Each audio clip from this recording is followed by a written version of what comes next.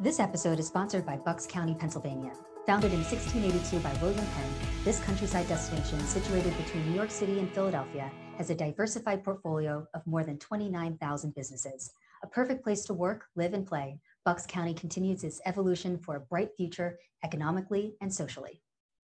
Hello, my name is Abby Malone, and you're watching Invest Insights, where we interview thought leaders who are shaping our communities today. In today's episode, I speak with Dennis Pfleiger, the president of St. Luke's Quakertown and Upper Bucks campus. Dennis, on December 14th, St. Luke celebrated its one-year anniversary. 1 year ago, we were not in a pandemic. To what do you credit the continued overall success of the organization's response to the pandemic and its related challenges, despite this being your very first year of operation? Yeah, this has been a great year. I mean, to open a new campus is one of those things that doesn't happen all the time. So we're extremely excited that St. Luke's was able to bring this new campus to the Quakertown and Upper Bucks area. It's definitely made a huge difference in the needs of our community, especially fighting the COVID pandemic.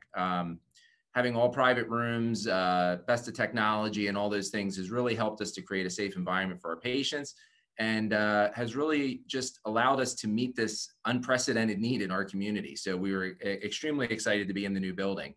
I think for us, as we look forward to what were our challenges, I think for us, watching our staff just be as resilient as they are, coming in every day and standing on the front lines during an unprecedented time, a time when we didn't know how the disease initially was spread. There was a lot of questions and concerns. There was changes in guidelines all through the beginning.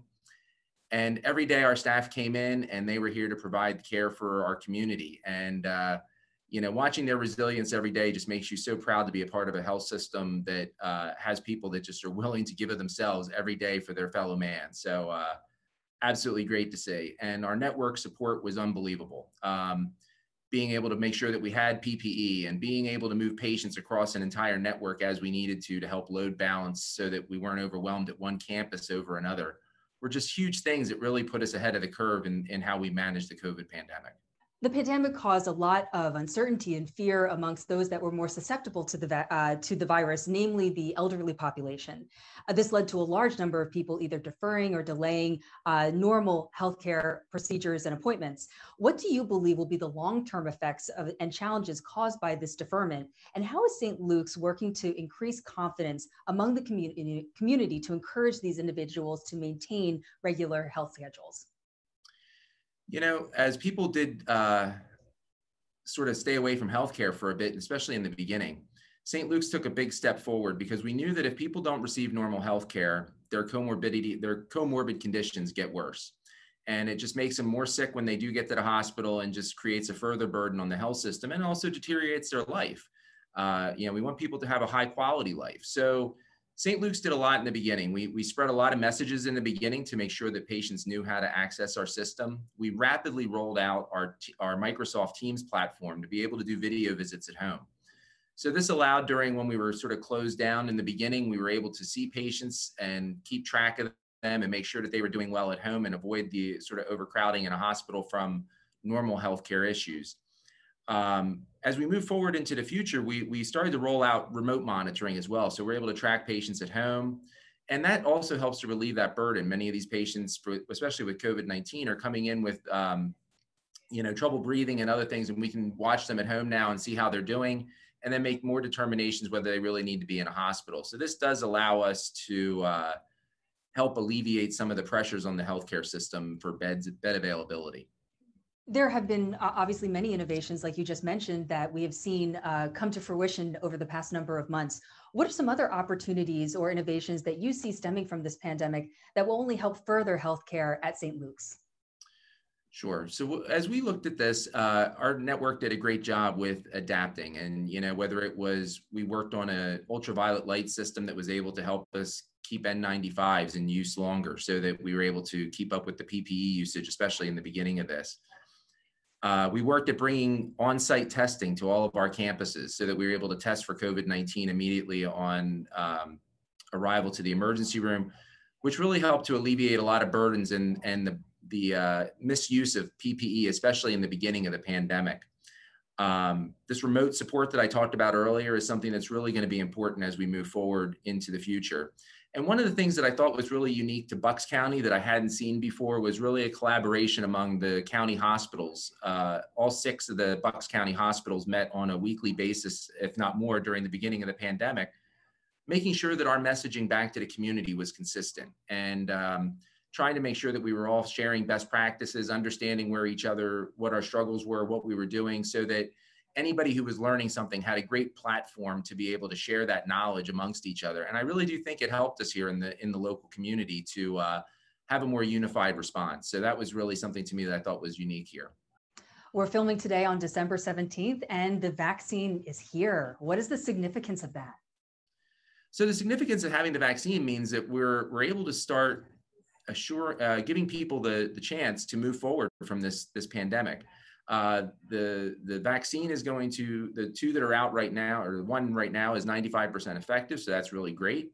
And it allows us to start to get our frontline workers protected and then begin to roll out through other people as the vaccine continues to become available.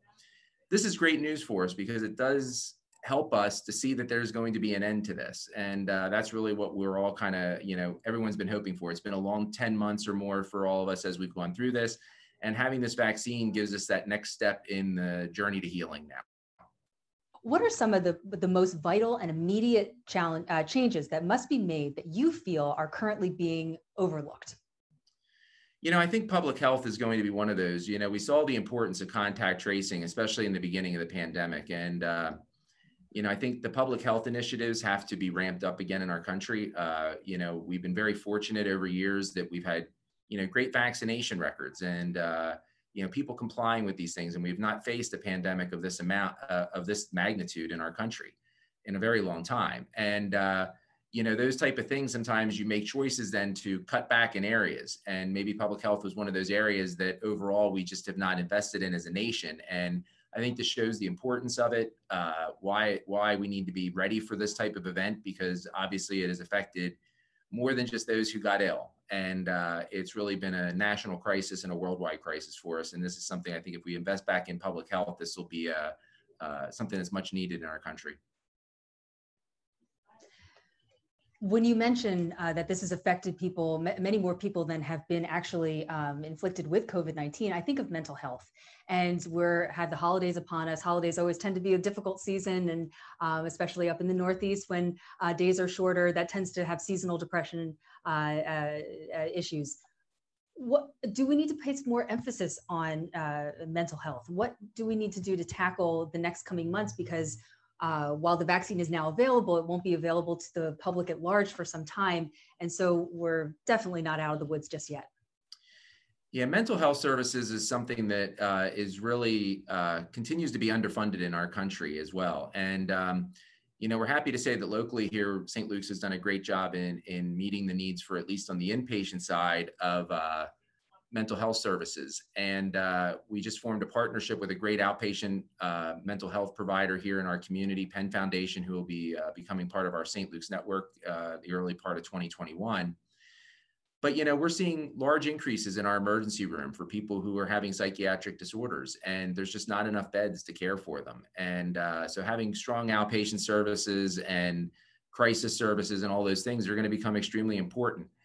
Even with the vaccine, I think one of the things that we have to be cautious of is, people's coping mechanisms, their lives have been changed, right? Whether it's loss of jobs, your children sort of falling behind in school maybe, or all these other stresses that have gone on. Even with the vaccine, those things don't flip instantaneously back to normal. And, people need to figure out sort of how they're going to cope in this new world. And until we get back to where you're able to get out and about and be sort of who you were, it's going to be a long haul. And so I think health systems can make a lot of inroads with that. I know at St. Luke's, we run a virtual group every day for our own frontline workers even. I mean, they're giving of themselves every day. It's a tough job. And we have a support group that they can go online with our crisis workers and chaplains and stuff and have support around them to make sure that they're ready to face the frontline work again each day. So, we've got to be very cautious about this and be innovative. And we try to be we're doing some virtual visits with patients and all those things to make sure we're able to reach as many as we can to try to provide that support during this very uncertain time. It's the end of the year, and usually everyone takes this time to reflect back and plan forward. I want to ask you as the final question, what have these past number of months taught you about resilience? What I've learned these last few months is that this is a marathon that we're on. This was not a quick sprint. We started out at the beginning of this with, hey, it's going to be 2 weeks. And 2 weeks rapidly turned into, 10 months. And what we've seen is that we've all learned to rely on each other. And we've seen communities, despite all the differences that we've seen this year on multiple other fronts, what we've seen is communities really band together around our frontline essential workers, whether it was bringing meals to us, donating personal protective equipment, sending cards and well wishes. I mean, we have walls in our hospital just filled with pictures from the students at the schools just saying, thank you for being here every day. And, I think that giving back has made a difference. And we're seeing it, I've been amazed sitting on some other nonprofit areas, hearing about the amount of giving that has come back, despite the economy not being where people were before. People have been very generous to give out to those in need. So I think we've learned that we are more alike than we're different. And I think that's going to be part of our future as we move away from this. But I think it really has shown that we are a much more resilient culture, country, than we probably gave ourselves credit for. And it's something we should be very proud of, actually, at the end of this. Well, thank you again. That was Dennis Pfleiger, the president of St. Luke's Quakertown Upper Bucks campus. This episode was brought to you by Bucks County. See the description below for more information. My name is Abby Malone, and you've been watching Invest Insights. Thank you for tuning in. Hey everyone, don't forget to like this video and subscribe to our channel so that you can stay up to date on the latest business trends from our knowledgeable experts. Be sure to check out the description below for more information on the segment you just watched. Thanks for tuning in.